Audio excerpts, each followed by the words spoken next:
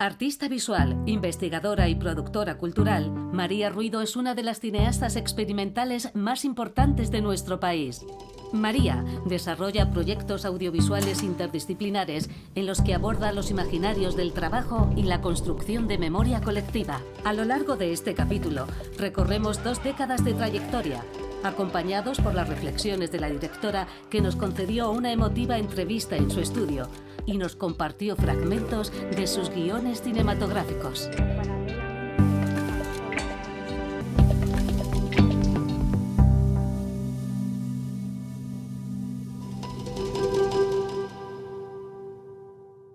Where do we go from here? Where do we go? Realizaremos un esfuerzo constante para cumplir sin desmayo el lema de nuestro noticiario: el mundo entero al alcance de todos los españoles.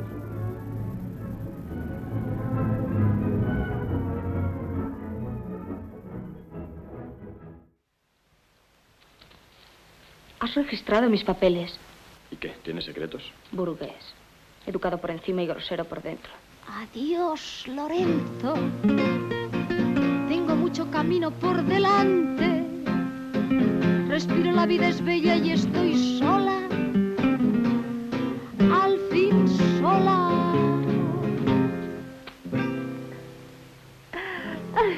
Yupi. Al fin sola. ¡Corten! El ensayo visual para mí es igual que un ensayo literario. Lo que hace es una reflexión sobre los discursos de la realidad. Digamos que no pretende en ningún caso ni siquiera un principio de objetividad, sino que lo que pretende es reflexionar sobre cómo se cuenta ese hecho de la realidad. Lo decía Arun Farocki, que para mí es un referente, obviamente, pero es uno de los grandes del ensayo visual, que él llegó a un punto en que prefería trabajar con imágenes ajenas porque es mucho más fácil hacer una reflexión sobre las propias imágenes, pero en realidad el ensayo visual lo que hace es una reflexión continua sobre cómo se representan las realidades. Una película o un ensayo visual es siempre una especie de recolección de materiales diversos, todos los que están en el proceso de trabajo y todos los de la mesa de montaje, que es en realidad para mí donde se construye la película.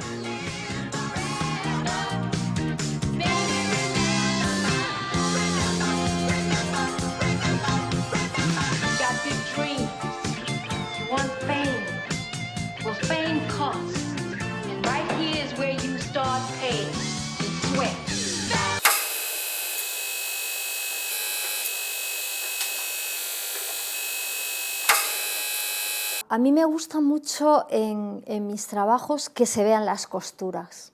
Yo tengo una forma de trabajar formalmente muy Frankenstein. En lugares siempre mestizos, ¿no? En lugares que no son de extrema pureza, me interesan mucho artistas que trabajan en esa línea, como puede ser Martha Rosler, o cineastas que escriben o escritoras que hacen cine, como Marguerite Duras, el caso de Chantal Akerman. Which way do we go?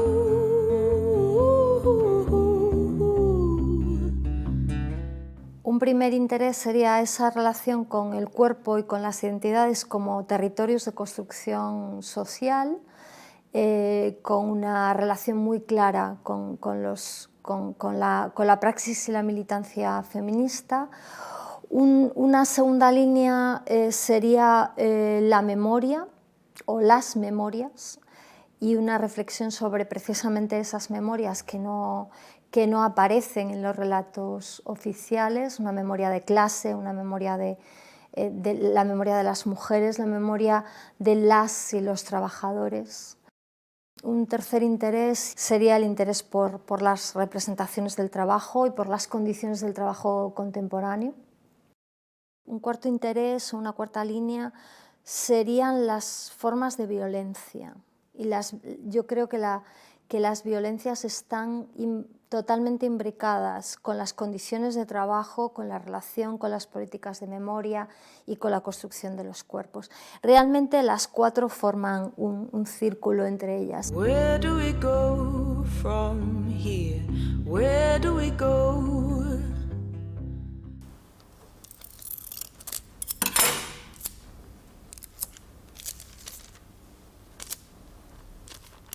Cuando me veo haciendo las primeras performances, primero me veo muy niña.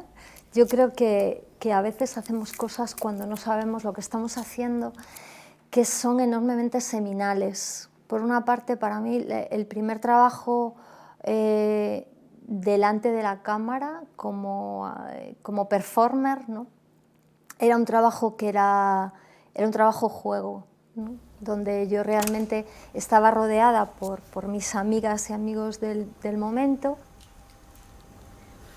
Esta obsesión masculina es sorprendente y delata ciertamente un peligro que los hombres perciben y una convicción que ellos mantienen. El peligro de que la mujer les arrebate un espacio que les pertenece y la convicción de que ese espacio masculino está esencialmente relacionado con el uso público de la palabra. Pero esto no es cierto. Este orden de lo patriarcal le asigna a lo femenino un ámbito propio del lenguaje. Se reserva para sí el lenguaje de la propiedad.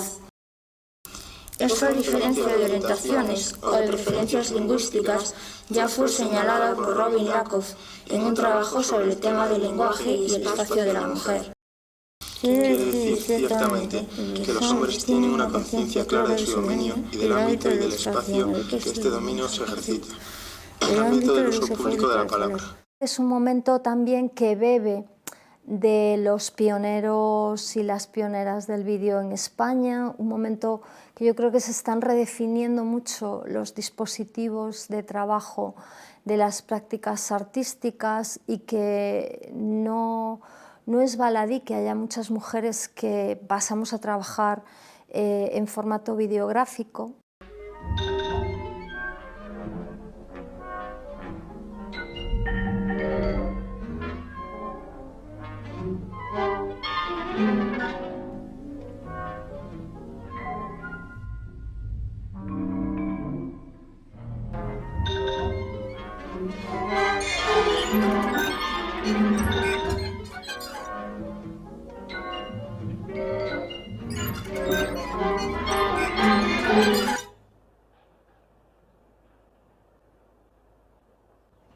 Je ne retournerai plus à l'école.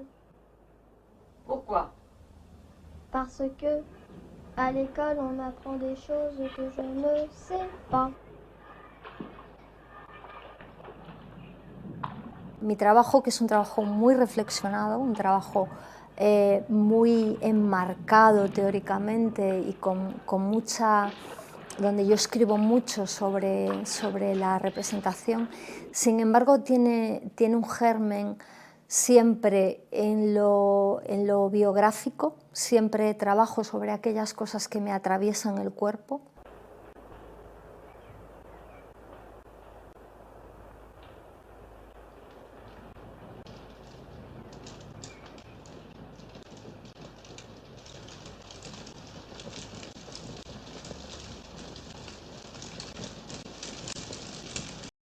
La memoria es imperfecta, es selectiva, olvidadiza. Solo nuestros cuerpos, transeúntes registrados, guardan el sabor amargo del precio de los más justos sueños. La política de la memoria política. He hecho este viaje, una experiencia de memoria, para encontrarme con la memoria de mi experiencia, con los recuerdos anestesiados de los que han olvidado para que yo pueda recordar, para una memoria interior, anterior a sus palabras en las piedras.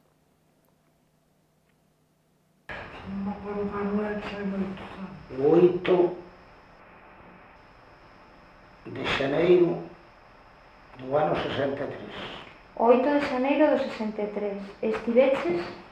Ali 3 anos, vine aquí a casa con o meu pai, vine a casa, estuve aquí 3 meses, despois foi fina comigo. Ao final, canto tempo estivechedes? Ti moito máis. Eu entre outra fábrica, esta tiña 21 anos, 21 e medio, porque me descontaron 3 meses que estuve aquí na España, non paguei, que estuve pagar, descontaron, claro, eso. E ti, papá, 18, por aí? 16. Eu estuve andando dos 70 de maio hasta 86 E despois volvechedes. de noviembro, diciembre que vivíamos. La memoria interior cuenta lo más profundo de mi vida, cuenta la relación con mis padres, o más bien con la ausencia de mis padres. Me cuesta mucho volver a verla porque es el único documento audiovisual que tengo de mi padre y de mi madre, que ya no están. Y además donde yo pregunto a mis padres esas cosas de las que nunca se habla en las familias. Hoy desde mi trabajo pienso cómo hacer visible vuestro trabajo. La producción de la historia de la producción. Cómo imaginar hoy la fábrica. Cómo representar el polvo negro y los vestuarios silenciosos de cansancio y la carencia de palabras durante 20 años. Cómo haceros entender que trabajamos ya cuando no trabajamos, que honramos vuestro recuerdo al resistir en la precariedad. Cómo haceros comprender que el trabajo no nos ha hecho libres. Cuenta la historia de mi familia, cuenta la historia de los que nos quedamos cuando otros se van, cuenta la historia de la migración, cuenta la historia de una gran parte de Galicia y de otros territorios, cuenta una historia, ese tipo de historias que no salen en la gran historia, con mayúscula, y cuenta la historia de la clase trabajadora. Todos vuestros esfuerzos estaban dirigidos a cambiar nuestro futuro, y el futuro cambiado se levantó entre nosotros como una distancia insalvable. Madre, llevaré el legado de tus pequeños tesoros con orgullo para decirte aquello que nunca te he dicho. Where do we go from here? Where do we go?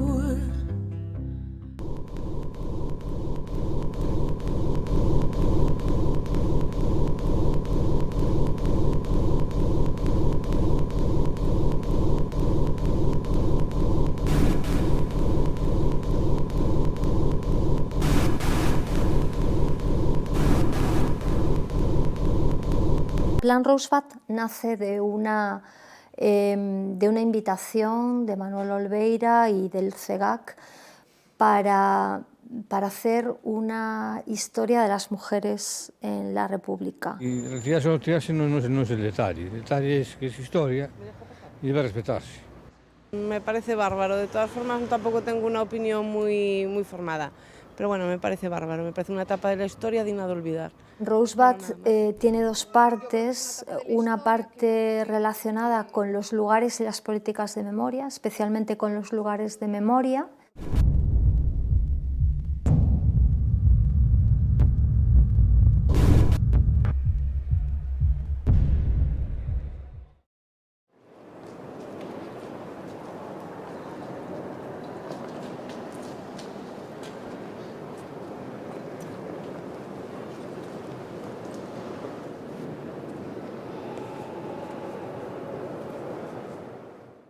Nuestro lugar de memoria por excelencia sería el Valle de los Caídos, un lugar muy complejo, muy controvertido y de muy complicada resignificación.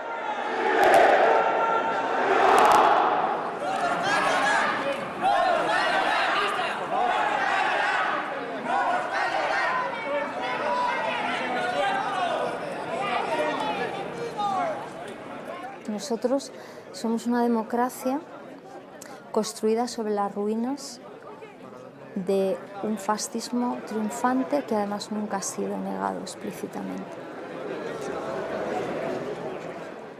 Luego hay una segunda parte de Rosebud que tiene que ver con la transición. Claro, yo soy una niña de la transición, en una transición que se nos presentaba como imperceptible, como paradigmática, como un modelo para otras transiciones. Craso error. Yo creo que la transición no es nada incómoda, de momento todo lo contrario, es el momento de la historia con el que los españoles se sienten más reconocidos y más satisfechos. Lo que pasa es que a la inmensa mayoría de la sociedad española se le ha olvidado todo lo que de violento tuvo ese periodo, lo que hablábamos antes, que muchísima gente no sabe la cantidad de muertos que tuvieron entonces lugar, o piensa que solamente fueron muertos de ETA y se olvida de todos los muertos de extrema derecha, de las bombas que sistemáticamente ponía la extrema derecha contra las librerías de toda España, etcétera, ¿no? Where do we go from here? Where do we go?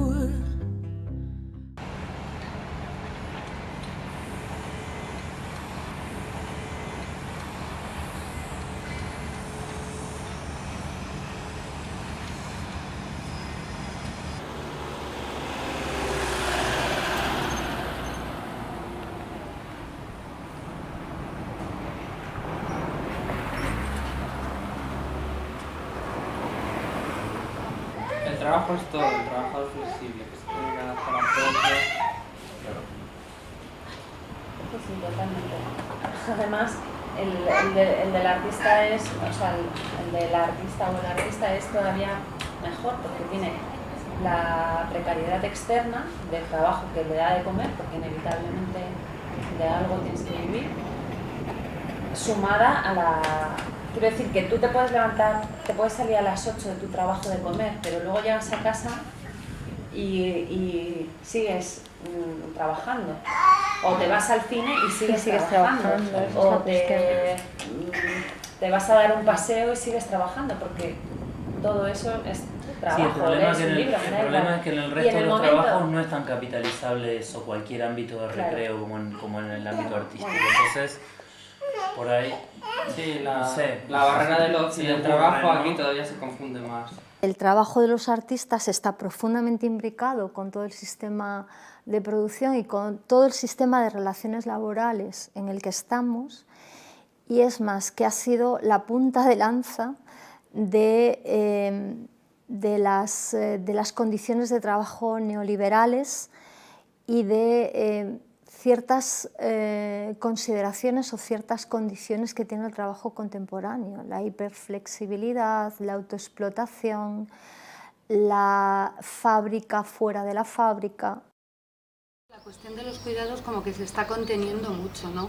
Se está conteniendo además apelando a viejas ideas sobre cuál es el papel de las mujeres en la sociedad, porque el cuidado se basa en dos cosas. Una, los vínculos de parentesco, que también están cambiando, con lo cual se abre un terreno nuevo, porque hay formas de convivencia que no están basadas en el parentesco, y eso es ver ahí cómo está operando el cuidado es importante, y se basa fundamentalmente con la obligación, porque no hay un vínculo recíproco. Creo que muy pocas veces los relatos o las representaciones han estado en manos de gente que proviene de clase trabajadora, como es mi caso.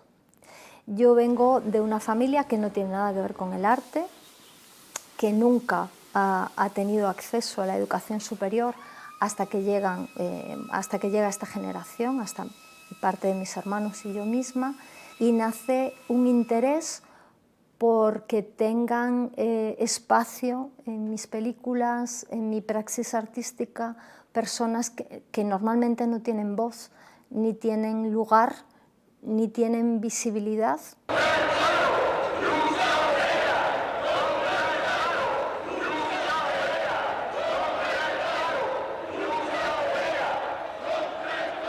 El caso de Electroclash es una de las películas donde la edición tiene una mayor importancia y de hecho el trabajo de los editores, de Iván Gómez y de Pablo Marte, es fundamental.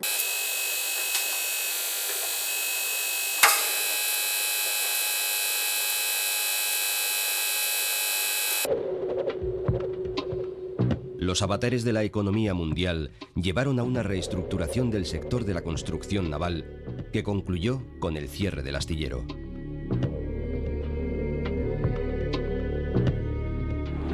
Fue un cierre traumático al que los 5.000 trabajadores se opusieron con todos los medios a su alcance.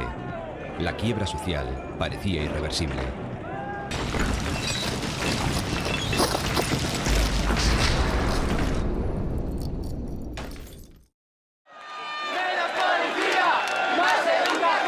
Policía que hacía, no, que nosotros hacíamos así con las manos, nosotros no sé qué, y la gente iba por ellos, ¿no? En ese momento la gente iba por ellos, porque claro, de la rabia de la indignación, de que se han llevado uno que ha muerto, pues la gente iba por ellos.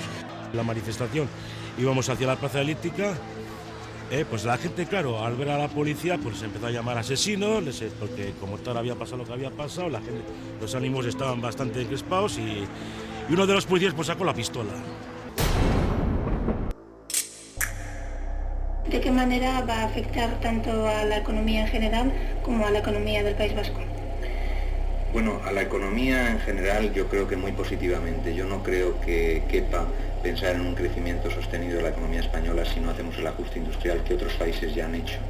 Lo que sucede es que eso en determinados puntos, en determinadas empresas, va a crear problemas, va a crear ajustes dolorosos y evidentemente en el País Vasco, en Madrid, en Valencia, en Andalucía o en Asturias, por decir algunos sitios, va a crear problemas evidentes de empleo, por ejemplo, que son problemas serios. Me interesa mucho mantener el granulado y la textura de materiales de baja calidad con materiales de alta calidad. Trabajos. Ahora, desde mi trabajo, pienso cómo hacer visible vuestro trabajo, la producción de la historia de la producción. Cómo imaginar hoy la fábrica, cómo representar el polvo negro y los vestuarios silenciosos de cansancio y la carencia de palabras durante 20 años.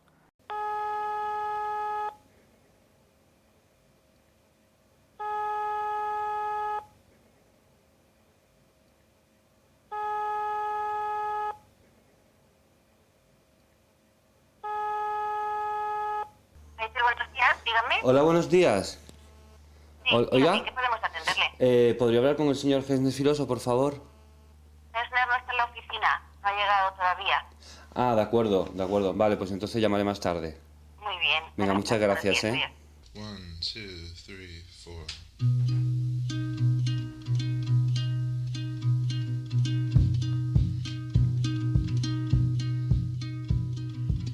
You can't deny that cut flowers given time will surely die. They'll do fine with candles and some wine, but it's a crime. Yeah, it's a crime that you're kissing on that girl for all to see. And it's a crime that she's going home with you and not with me. Toma 5, ¿qué es una zona franca? Una zona franca o depósito franco es una zona que nace con carácter industrial y que posteriormente pasa a tener un carácter mucho más comercial. Se utilizan para almacenar y transformar mercancías y suelen estar situadas cercanas a puertos o aeropuertos. En estas zonas la mercancía se almacena hasta que es distribuida o transportada a otros lugares. El carácter fundamental de las zonas francas es que difieren impuestos aduaneros y disminuyen trámites administrativos. Where do we go from here? Where do we go?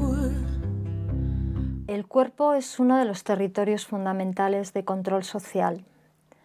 Los estados nos alientan a la reproducción, a la de los hijos y del propio modelo familiar.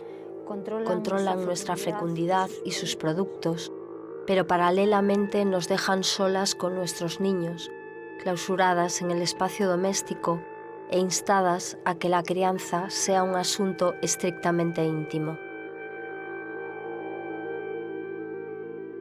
Como dice Donna Haraway, en No hagáis bebés, hacer parientes, creo que las relaciones son una construcción, las relaciones de cuidado son una construcción que va mucho más allá, que debería ir mucho más allá de lo meramente biológico. En las imágenes de la madre, codificadas durante siglos, se reúnen las condiciones materiales de producción de la representación y del relato junto con las condiciones materiales de la reproducción.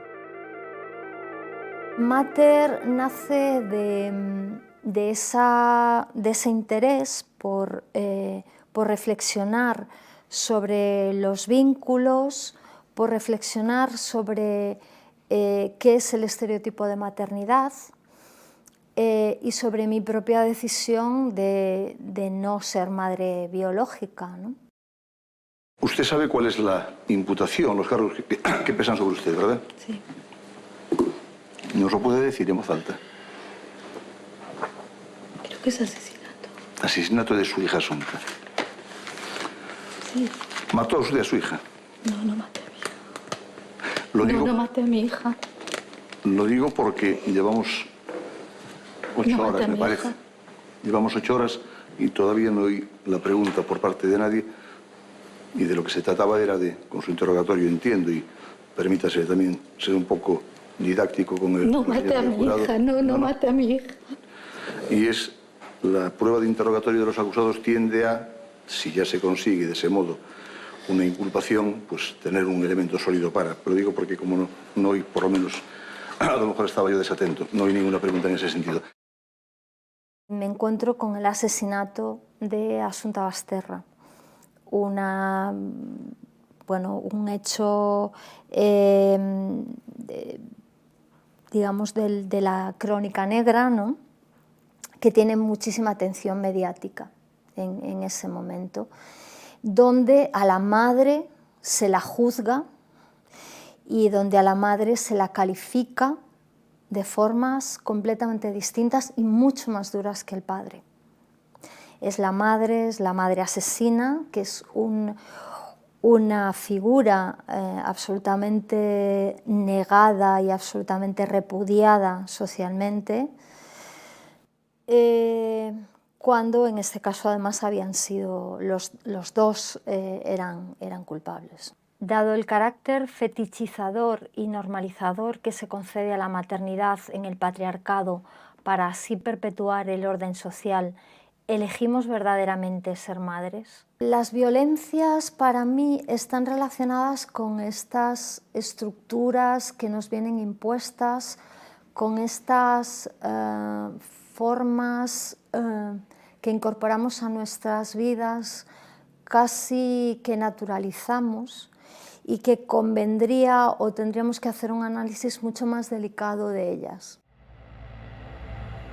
Estoy pensando, dándole vueltas una y otra vez, con qué imágenes hablar de todo esto. No quiero recurrir a las imágenes de Weisman sobre la locura o ni incluso a las del maravilloso trabajo de Depardón sobre Trieste, ¿no? Sí. Sobre San Clemente. No quiero eso, no quiero el sujeto loco en pantalla para mirarlo como alguien extraño. Nos quiero a todos ahí.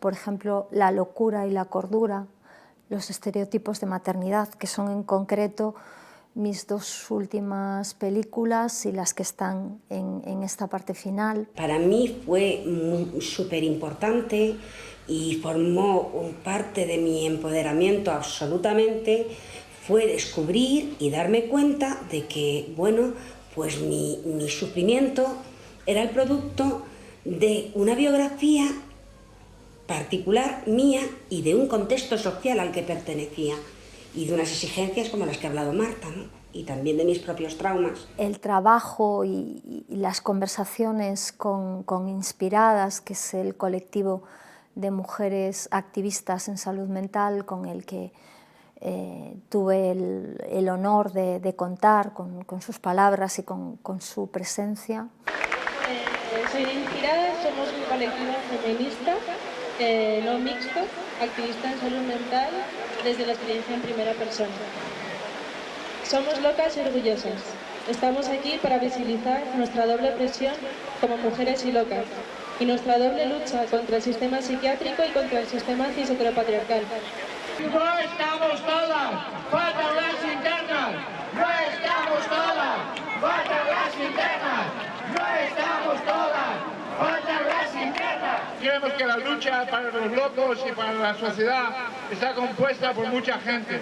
Pues me hizo ver que realmente nuestras formas de hacer política tienen que incorporar otras líneas que hasta ahora no contábamos, ¿no? Ya no podemos entender solamente la militancia política como una cuestión de clase, como la izquierda tradicional, ya no podemos prescindir de las cuestiones de género, sexo, de las políticas identitarias, ¿no? De los que algunos dicen que, bueno, que nos dispersa y que nos da... ¿Qué pasa, Mede? ¿Qué pasa, mi amor? Ven, ¿quieres salir? Ven aquí, ven.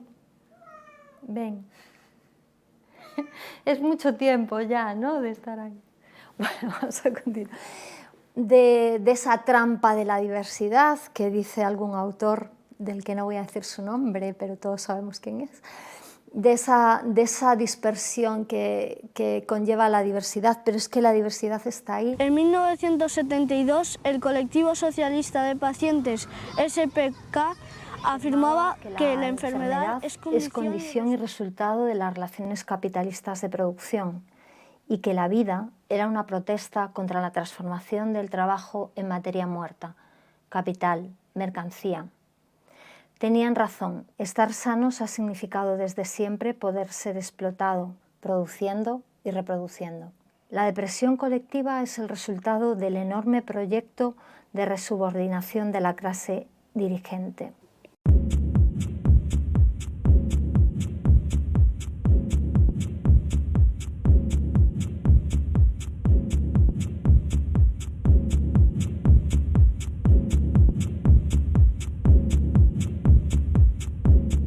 Yo soy un eslabón de una cadena. Tengo madres, tengo abuelas, tengo incluso algunos padres y algunos abuelos, pero muchas más madres y muchas más abuelas.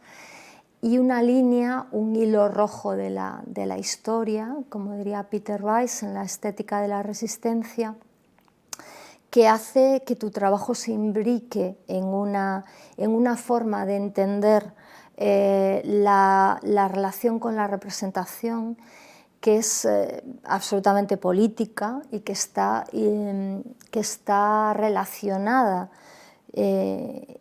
con un entendimiento de la práctica artística como una práctica política, como una práctica de intervención en el mundo, y de que no importa que en tu periodo vital alcances o no eso que se llama éxito, sino que lo que importa es que tú dejes tu eslabón para que otras personas vengan después.